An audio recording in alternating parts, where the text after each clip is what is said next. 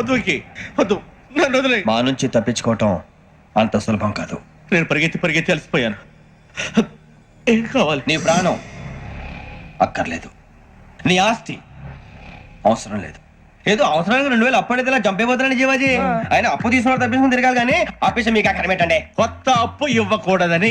ఇదిగో వెంకీ, కావాలంటే నీకు ఇచ్చిన పాత బాకీ మర్చిపోతాను, నన్ను వదిలే. మీరు మమ్మల్ని వదలనా? మేము మిమ్మల్ని వదలలేమండి. మీ దగ్గర అప్పు తీసుకున్న నిజం మమ్మల్ని నీలా వెంటాడు. అందుకు నన్ను ఎంత ఆడుతున్నారా? నన్ను అంతగా అయిపోలేదు. ఉండి లేదంటే మొత్తం లేకుండా పోతారు. ఇప్పుడు మీకు ఇస్తే జరిగేది అదే. ఇస్తే ఇవ్వండి, లేకపోతే మానేయండి, అంతేగాని శుక్రవారం పూట అశుభ మాటలు మాత్రం ఆడకండి. శుక్రవారం లేదు, శనివారం లేదు, అసలు వడ్డీ వ్యాపారం చేయడం లేదా? జీవాజీ, డిస్కషన్స్ అనవసరం. ఇప్పటికి 18,000 ఇచ్చారు, ఇంకో 2,000 ఇస్తే 20,000 రౌండ్ ఫిగర్ అవుతుంది. 2 రోజులు తిరిగి ఇచ్చేస్తాం. వీళ్ళకి ఇప్పుడు దాకా ఇచ్చింది 14,000 కదా, 18,000 అంటాడేమిటి పెచ్చనాయాలు? పడ్డాడు కక్కుర్తాడు. సంగతి మనకి తెలుసు. అసలేనయ్యా, ఇదే నేను మీకు ఇచ్చే ఆఖరి అప్పు. మీరు ఇచ్చిన ప్రతిసారి ఇలాగే అంటారు. ఇతనే వచ్చిందని తగలేయకుండా ఊరికే వచ్చింది ఏంటి? అబ్బాయి ఏం లేదండి. జాగ్రత్తగా ఉపయోగించి పైకి రావాలయ్యా. సరే, ఈ 2,000తో 20,000 సంపాదిస్తారు. అదే కూర్చొని ఆలోచిస్తాం.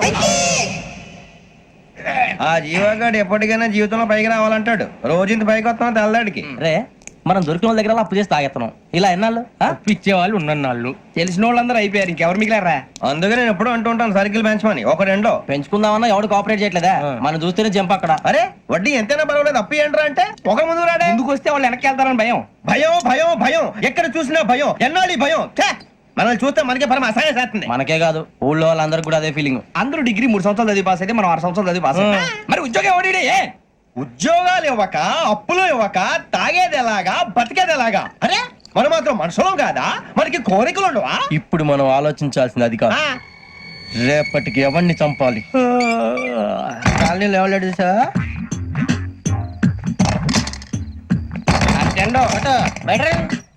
నువ్వా వెంకీ? ఏంటి వెంకీ ఈ టైంలో వచ్చా? నీతో మాడే పని ఉంది, దా చెప్తా. ఏ బాగా నిద్రొస్తుందా?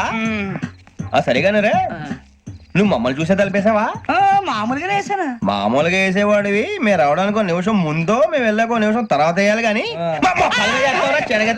బిలాల్ రాజా, నాకు నిద్ర వచ్చి పడుకుందామని తలుపేసుకున్నాను.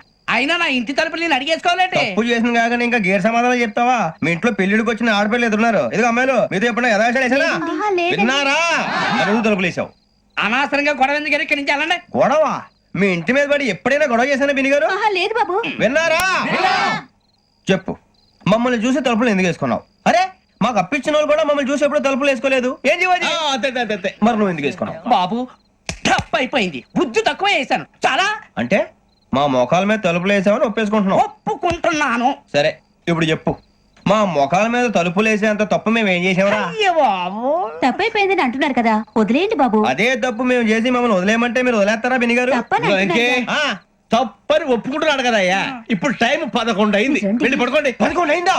కొమ్ము ఉంచాడు కదా. నాకు సంబంధం ఏంటి? ఉంది, సంబంధం ఉంది. 11 గంటలకి నా క్లోజ్ ఫ్రెండ్ ఢిల్లీ వెళ్తున్నాడు. 5,000 అప్పిస్తానని ఎయిర్పోర్ట్ రమ్మని చెప్పాడు. నీ గొడవలో పడి ఆ సంగతే మర్చిపోయాను. ఇప్పుడు నాకు జరిగిన నష్టానికి భర్తీ ఎవరు చేస్తారు? మీరా మీరా మీరా? ఎవడు పడితే ఎందుకు చేస్తాడా భర్తీ? మళ్ళీ వాడి నువ్వు తప్పు ఎవడు చేసా వాడే చేస్తా. దానికి కారణం ఈ 10 మనిషే కదా. వాడే చేస్తా.